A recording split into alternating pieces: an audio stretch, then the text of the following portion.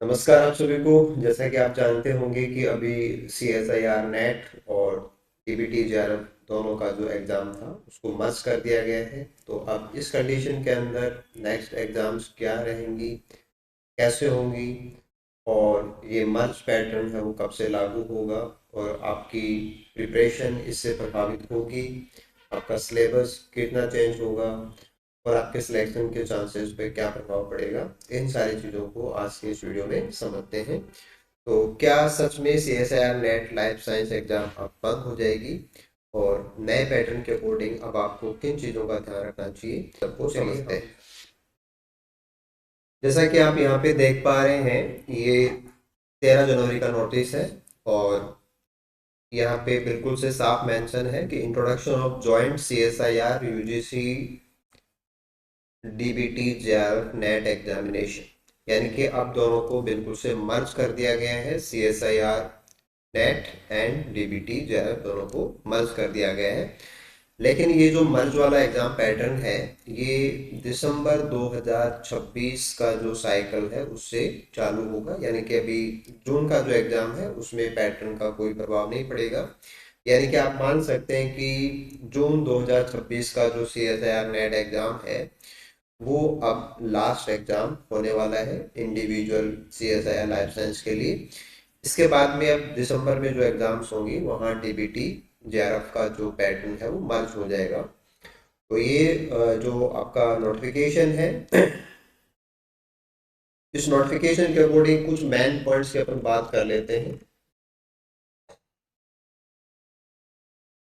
ये proposal have been approved to merge the CSIR net life science and DBT PET biotechnology जो examination है उन दोनों को मर्ज कर दिया गया है।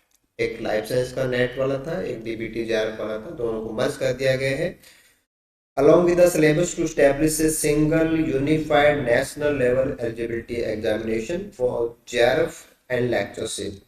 ठीक है, तो ये जो है वो 2026 से स्टार्ट होने वाला है। बाकी चीज़ों पे भी अपन देखते हैं कुछ पॉइंट्स जिनको यहाँ पे मेनली कंसिडर किया गया था कि reduction in total number of seats होगा कि नहीं होगा, increase academic complexity for life science student, similarly increase competition for biotechnology student. तो ये तीनों ही चीज़ें थी कि नंबर है पोस्ट का, उस पर क्या फर्क पड़ेगा, लाइफ साइंस वालों के लिए क्या कॉम्प्लेक्सिटी आएगी, बायोटेक वालों के लिए क्या कंपटीशन है वो चेंज होने वाला है। तो इन सारी चीज़ों पे जो भी रिव्यूज मांगे गए थे ड्राफ्ट के अकॉर्डिंग उन सबको यूज करते हुए अब इनके जो क्लैरिफिकेशन है उनको हम एक एक करके देख लेते हैं। पहले क्लैरिफिकेशन में यहाँ बोला जा रहा है कि no impact on the number of seats, यानी कि it is hereby clarified that there should be no impact on the total number of fellowship. So CSIR and DBT will continue to provide the fellowship as per present process and only the selection will be through common exam। यानी कि exam केवल एक होगा लेकिन उसके बाद में जो फेलोशिप अभी CSIR देता है वो उतनी सीटें रहेंगी और DBT देता है वो भी उतनी ही सीटें रहेगी। यानी कि नंबर ऑफ सीट्स प्रभावित नहीं होगा, केवल पैटर्न जो है एग्जाम का वो दो एग्जाम की जगह पे एक एग्जाम होने वाला है। दूसरे पॉइंट को अपन देख लेते हैं, बैलेंस्ड क्वेश्चन डिजाइन। ये जो पेपर आएगा वो कंबाइंड हो रहा है to the number, so examination will feature adequate optional question, यानी कि यहाँ पे नंबर ऑफ ऑप्शंस है वो बढ़ जाएगा। यानी कि अभी आपके पास जो पैटर्न आता है कि हम A, B and C part की नेट के हिसाब से बात करें तो अभी अपन को यहाँ से 15, 35 और 25 क्वेश्चन करने होते हैं। इंटरनल चॉइसेज हैं वो भी आपके पास होते हैं कि 20 में से करने होते हैं, 50 में से करने होते हैं, 75 से करने होते हैं। तो इनका कहना है कि जो आपके चॉइसेज हैं वो हम बढ़ा देंगे, यानी कि जो 20 है उससे ज़्यादा होंगे, 50 से ज़्यादा होंगे, 75 से ज़्यादा होंगे। तो ऑप्शनल क्वेश्चंस जो हैं उनका जो नंबर है वो उसके अकॉर्डिंग चेंज होगा। एडिक्वेट नंबर है वो यहाँ पे आपको दिया जाएगा। Covering both traditional life science and biotechnological domain, The examination pattern will ensure equal opportunity for candidates from diverse academic backgrounds to attempt adequate number of questions from their respective areas of expertise. ये बात बिल्कुल से यहाँ पे clear हो गई है कि चाहे पेपर दोनों का मर्ज होके हो जाएगा, लेकिन आपको अभी भी लाइफ साइंस से जितने क्वेश्चन मिल रहे थे वो क्वेश्चन आपको अभी भी मिल जाएंगे। यानी कि ट्रेडिशनल लाइफ साइंस का जो पैटर्न था, जो क्वेश्चन जितने आते थे, वो नंबर ऑफ क्वेश्चंस है ऑप्शंस के अंदर आपको यहाँ पे बिल्कुल से मिलने वाले हैं, इसलिए आपको ज़्यादा परेशान होने की बात नहीं है। तीसरा पॉइंट था कि fair and inclusive evaluation. The question paper and the evaluation process will be design to assess conceptual understanding, यानी कि जो सी पार्ट वाला पार्ट जो आता है अपना पेपर का, उस पर थोड़ा ज़्यादा फोकस रहेगा। एनालिटिकल एबिलिटी है उस पर फोकस रहेगा। रिसर्च एप्टीट्यूड है उसके ऊपर फोकस रहेगा। इन फंडामेंटल ब्रॉडर कॉन्सेप्ट, तो थोड़ा सा आपको पेपर के अंदर जो क्वेश्चंस हैं उनकी कॉम्प्लेक्सिटी सी पार्ट के अकॉर्डिंग बढ़ी हुई है वो मिल सकती है, यानी कि आपको सी पार्ट जैसे आप अब तक सॉल्व करते आए हैं बिल्कुल उस पर ज़्यादा आपको ध्यान देना पड़ेगा। तो ये तीन मेजर जो कंक्लूजन्स हैं वो आप यहाँ से नोट कर सकते हैं कि नंबर ऑफ सीट पे कोई फर्क नहीं पड़ेगा, आपको ऑप्शंस हैं वो बिल्कुल से बराबर मिलेंगे, ज़्यादा मिलेंगे, और क्वेश्चन जो है उनमें थोड़ा सा अंडरस्टैंडिंग, एनालिटिकल और रिसर्च एप्टीट्यूड जैसे पार्ट्स हैं वो ऐड किए जाएंगे। तो ये आपको थोड़ा सा एडिशनल तैयार करना पड़ेगा।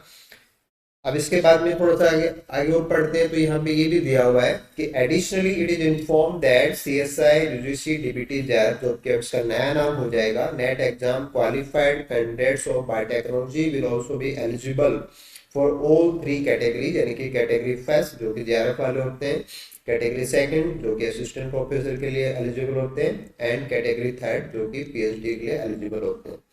तो लाइफ साइंस के लिए जो 3 कैटेगरी आ रही थी, फेलोशिप वाली, नेट वाली और पीएचडी वाली, सेम कैटेगरी है वो बायोटेक वालों के लिए भी रहेंगी।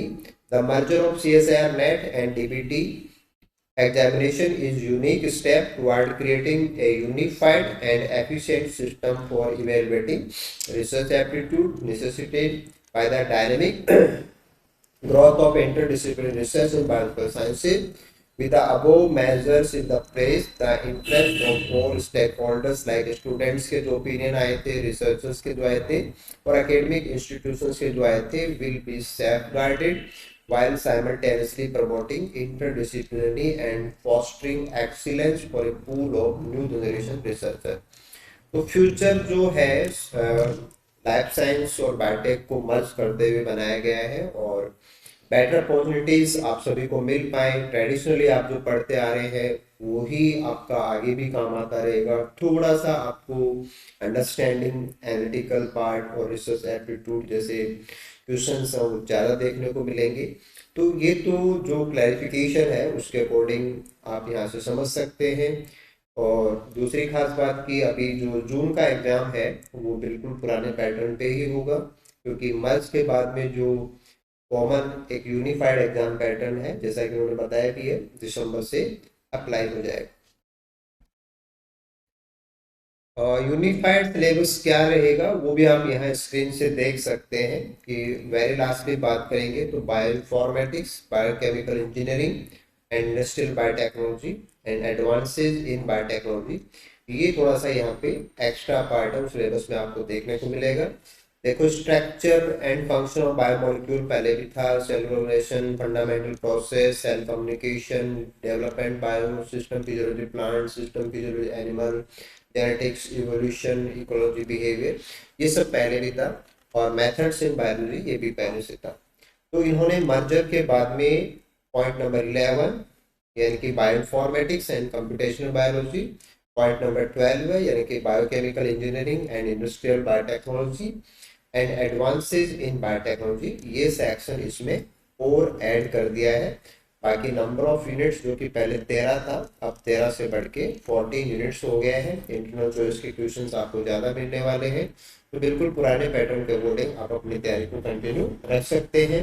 जून एग्जाम को भी आप फाइट कर सकते हैं। अगर आप किसी कारण से जून एग्जाम नहीं क्रैक कर पा रहे तो दिसंबर एग्जाम को भी आप मर्जर के बाद में भी क्वालिफाई कर सकते हैं। आई होप कोई दिक्कत नहीं होगी आप लोगों को। ओके, अभी हमारा CSIR नेट जून 2026 के लिए, और जिन स्टूडेंट्स को दिसंबर 26 के लिए एग्ज़ाम के लिए जाना है उन दोनों ही कैंडिडेट्स के लिए हमारे जो बैचेज हैं वो अभी अवेलेबल हैं।